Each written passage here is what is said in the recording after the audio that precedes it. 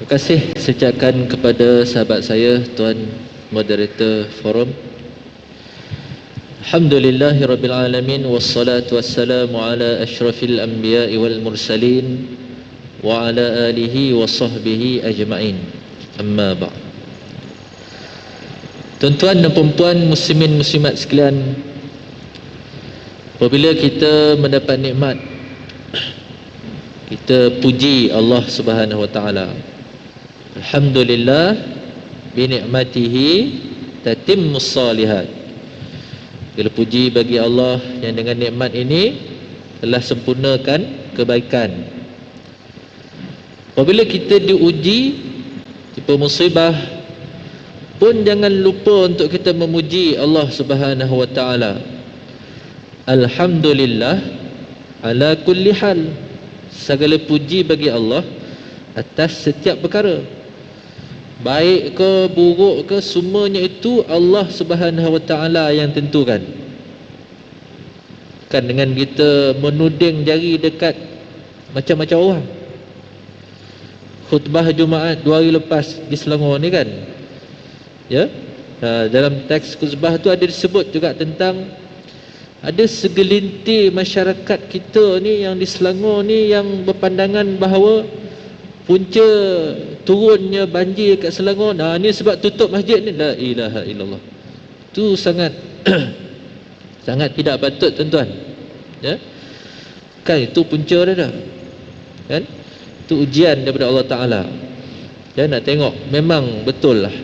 Ya, saya setujulah seperti mana yang disebut tadi bahawa nak tengok siapa di kalangan jemaah ni yang betul-betul ikhlas kerana Allah Taala. Bila dah buka kelas fizikal, tak ramai pula yang datang. Memang saya terasa sungguh. Malah ada kelas-kelas saya yang di area Shah Alam ni yang tak mula-mula lagi. Kan? Yang ada yang dah start lah. Kan, di Kelang, di mana fizikal tu dah start. Ada yang dia senyap macam tu je. Saya tahu dia orang ni nak sambung lagi ke tak ni. Kan? Dia sesa dengan cara online. Ya. Tapi beza, tuan-tuan. Kelas secara berhadapan, ya, fizikal ni, lebih lagi kita ni orang masjid ni memang ternyata sungguh, ya, yang datang ke masjid, ke rumah-rumah Allah inilah yang sangat patuh kepada SOP kalau dibandingkan dengan ke majlis-majlis ataupun program-program yang lain. Baik. Saya terus pergi kepada mereka yang mengatakan dia tak nak pergi ke masjid, takut mudarat COVID dan sebagainya lah. Dia tengok apa kata majlis fatwa, ya. Antaranya majlis fatwa syar'i UAE, dia sebut apa? Haram hukumnya sesiapa yang dijangkiti atau disyaki dijangkiti virus untuk berada dekat tempat umum ataupun untuk dia pergi ke masjid. Tu kalau dia dah memang confirm ada virus tadi, tak kisahlah sakit apa kan, benda tu boleh berjangkit. Ada juga di kalangan jemaah kita ni yang degil. Dia dah confirm positif, kena kuarantin kat rumah, pakai gelang tu disuruh dalam jubah dia, tuan-tuan. Kantoi bila jemaah lain nampak, "Ish, kau gelang apa ni?" "Oh, baru ni ada positif." La ilaha illallah. Ni pun terlebih rajin pun payah juga. Tak faham sesuatu penting kepada ilmu, penting kepada kita patuh kepada ahli majlis fatwa yang ada dekat tempat kita duduk tu. Kalau Selangor lah, tuan-tuan. Ni 9 lah. KL. Ni masalah masyarakat sekarang ni yang saya risau apa dia, tuan-tuan. Dia lebih percaya kepada kata-kata ataupun pandangan ataupun fatwa yang dia keluarkan oleh influencer. Itu bahaya tu. Apa dalam bahasa Melayu dah? Pempengaruh. Pempengaruh. Dia tanya dekat influencer, apa hukum sekian-sekian. Yang influencer ni pun satu hal pula sekarang ni. Orang kata lebih sudu dari kuah. Lebih dia pula daripada mufti yang dilantik. Mufti itu berautoriti, dilantik oleh pemerintah, memang menepati syarat-syarat dia. Tengok kalau Ustaz Abdul Samad kan, dia hebat lah, walaupun ilmu dia tu tinggi kan. Jadi tanya hukum kan, dikembalikan kepada mufti yang ada dekat tempat kita duduk. Ya. sebab dia berautoriti. Baik. Jadi wajib juga orang yang dijangkiti ni tadi, dia ambil segala langkah pencegahan. Tak boleh pada kat tempat awam, ambil langkah pencegahan. Vaksin, sekarang ni booster pula kan. Dia booster minggu lepas, tangan pun tak boleh angkat. Punya kuat kan. Tapi alhamdulillah saya tak demam lah. Yang best dia, bila setiap kali kena vaksin ni, saya mesti ngantuk. Cepat dia nak ngantuk kan, nak tidur kan. Wallahualam. Baik. Kemudian pendapat Syekh Ali Al-Qarahdagi, dia sebut apa? Harus untuk meninggalkan solat Jumaat dan juga solat berjemaah dalam keadaan virus yang sedang tersebar disebabkan takut dijangkiti virus tersebut. Tapi keharusan dia untuk tidak solat berjemaah, tidak solat Jumaat, usulnya orang lelaki kan. Solat Jumaat, ya, syarat dia takut kepada penyebaran itu betul-betul berlaku. Maknanya dia bukan main sangka je, aku rasa ni bahaya ni. Tu bahaya tu. Kalau kita main sangkaan je, tak boleh. Okey? Tapi kalau memang confirm, memang benda tu disahkan oleh ahli dia, contoh KKM, Majlis Keselamatan Negara, badan yang berautoriti kan, KKM, ahli majlis fatwa, Majlis Keselamatan Negara, mereka ni akan selalu bersidang, bermesyuarat. Memang sah, confirm, kalau duduk kat sini akan kena. Tu memang sahih lah. Kalau macam tu tak boleh. Tapi kalau benda tu terkawal, dia tidak jadi masalah. Itu ada beberapa keadaan kan. Antaranya keadaan wabak COVID-19 yang terkawal. Kalau ikut Kementerian Kesihatan Malaysia, dia kata boleh pergi sembahyang jemaah, tapi ada syarat dia. Contoh kalau Jumaat, khutbah itu dipendekkan. Ada satu masa dulu sembahyang sunat pun tak boleh buat kan. Mana buat yang wajib, buat yang fardu saja. Kemudian yang kedua, ambil wuduk siap-siap dekat rumah. Dekat rumah ambil wuduk. Nombor 3, siapa yang ada simptom COVID-19 ni jangan datang ke masjid. Masuklah orang yang sakit, tak kisahlah sakit apa kan, tak payah datang. Kemudian yang keempat, pihak masjid mesti sediakan hand sanitizer ataupun penutup mulut sebagai langkah pencegahan keselamatan, ataupun sejadah. Ada beberapa masjid yang saya pergi kan, bagus lah. Kita ni kadang pergi jauh kan, kadang terlupa lah, sejadah tertinggal dalam kereta, jalan punya jauh dah. Takkan nak semayang ni, takkan kena patah balik jauh kan, ataupun sejadah tak ada. Tapi antara usaha yang dibuat oleh pihak masjid, dia sediakan sejadah saiz besar, tapi yang plastik tu, dia tak dalam tabung. Maksudnya sejadah tu memang bila pakai sekali je, jemaah yang datang dari luar ni, kita ambil, kita semayang, dah semayang, masukkan dalam bekas yang lain untuk dibasuh oleh ahli jadualkan masjid. Tengah-tengah tu dia tak tabung. Kita bila berlaku macam ni tuan-tuan, hati kita pun alhamdulillah, nasib baik ada sedia sejadah ni, dah sudah masukkan ni untuk dia orang basuh. Jangan senang hati kita keluarkan duit dari poket, kita masuk dalam tabung tuan-tuan. Kita diseronok dengan pemudah cara daripada ahli jadualkan masjid. Okey? Baik. Itu keadaan yang pertama. Keadaan yang kedua, kalau wabak tu tidak terkawal, ni mengikut Kementerian Kesihatan Malaysia lah, ya. Kalau memang betul-betul tak terkawal, maka solat Jumaat boleh untuk tidak dilakukan. Solat Jumaat, apatah lagi solat berjemaah lah. Okey. Tapi kalau tak sembahyang Jumaat, janganlah tak sembahyang langsung pula. Kenalah ganti dengan sembahyang Zuhur. Ramai di kalangan kita ni, bila masjid dihadkan 6 orang nula kan, lepas tu 40 orang, wah, seronok lah dia tak sembahyang Jumaat. Orang lelaki, ya, seronok tak sembahyang Jumaat. Lepas tu duduk rumah tak sembahyang Zuhur pula. La ilaha illallah. Ini parah. Ini memang musibah sungguh lah tuan-tuan. Saya tengok perkembangan jemaah tu memang betul lah. Mungkin mereka dah selesa dengan keadaan tidak pergi ke masjid waktu Jumaat ni. Dia sekali tu saya pergi, ada satu shopping mall, ada hal lah. Saya pergi tu dalam 11 lebih, ada sikit urusan kan. Bila dah selesai tu, saya pun cepat-cepat keluar. pukul 12 lebih, hampir 12.30, saya tu bekerja cari masjid. Waktu saya keluar 12 lebih tu, mana zuhur pukul 1, saya tengok orang-orang lelaki datang kat shopping mall ni, bawa isteri, bawa anak-anak ataupun dengan kawan-kawan, relax dia, siap makan, siap bergelak-gelak, macam tak ada apa, macam seolah memang tak persiapan untuk sembahyang Jumaat. Saya pun pelik, dia orang ni tak nak pergi sembahyang Jumaat ke? Rupanya itulah situasi dia, tuan-tuan.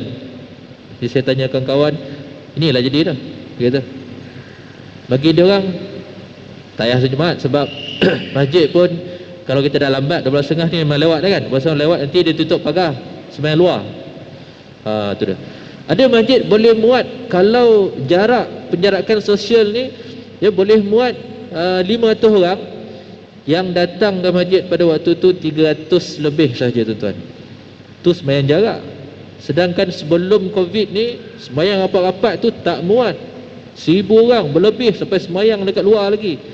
Ya Allah, ini dahsyat. Sampai sekarang keadaan tu belum sampai tahap maksimum untuk kapasiti masjid tersebut dalam keadaan sembahyang jarak. Memang hilang sungguh manusia ni. Saya memang betul-betul hilang lah. Okey? Baik. Jadi situasi yang kedua ni, kalau keadaan wabak itu tidak terkawal. Okey? Dengan syarat larangan tersebut kita dengar nasihat pihak yang berautoriti, contohnya Kementerian Kesihatan Malaysia.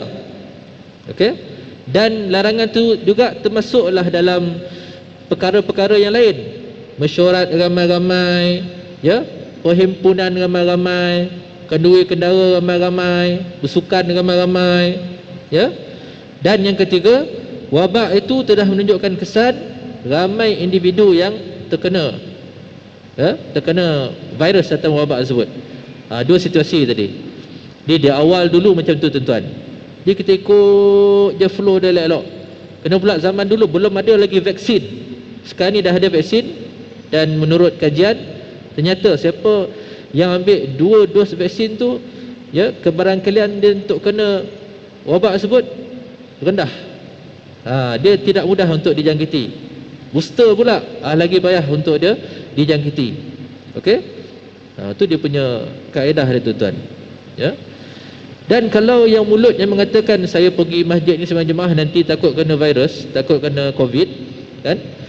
Masalahnya dia pergi shopping mall, pergi stadium boleh pula, kan? Siap berpeluk-peluk, siap bersalaman, bertampal sekali, dengan satu keadaan yang cukup ramai ni tadi.